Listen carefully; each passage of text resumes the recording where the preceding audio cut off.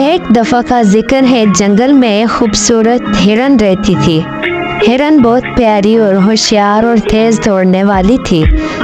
جنگل کے سب جانوروں سے پسند کرتے تھے، خاص طور پر ایک ننھا سا خرگوش جس کا نام ریبٹ تھا۔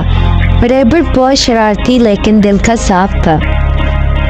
ہرن اور ریبٹ کی دوستی بہت گہری تھی۔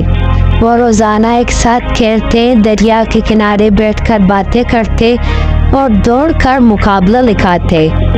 ہرن ہمیشہ جیت جاتی لیکن ریبٹ کبھی ناراض نہ ہوتا۔ وہ ہنستا اور کہتا، ایک دن میں بھی جیتوں گا۔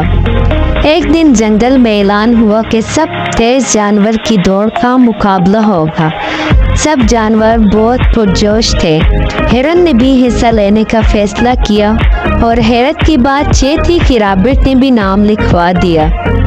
سب جانتے تھے کہ ہرن جیتے گی، مگر ریبٹ نے خوب محنت کی۔ روز صبح اٹھ کر دوڑنے کی مشق کرتا، اپنی خوراک کا خیال رکھتا اور نیند پوری کر لیتا۔ ہرن نے بھی تیاری کی، مگر وہ یہ سمجھتی رہی کہ وہ تو ویسی ہی سب سے تیز ہے۔ دوڑ کا دن آیا، سب جانور جمع ہوئے۔ جیسی ہی سیٹی بجی، سب دوڑ پڑے۔ ہرن آگے نکل گئی، مگر ریبٹ بھی پیچھے نہ رہا۔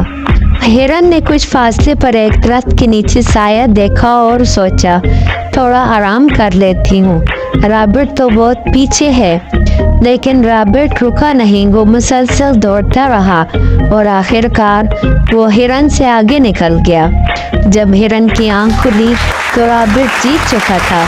سب جانور تالیاں بجا رہے تھے۔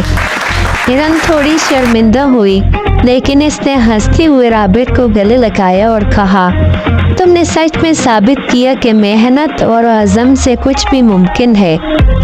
ریبٹ نے جواب دیا، اور تم نے سکھایا کہ دوستی میں جیت یا ہار سے فرق نہیں پڑتا۔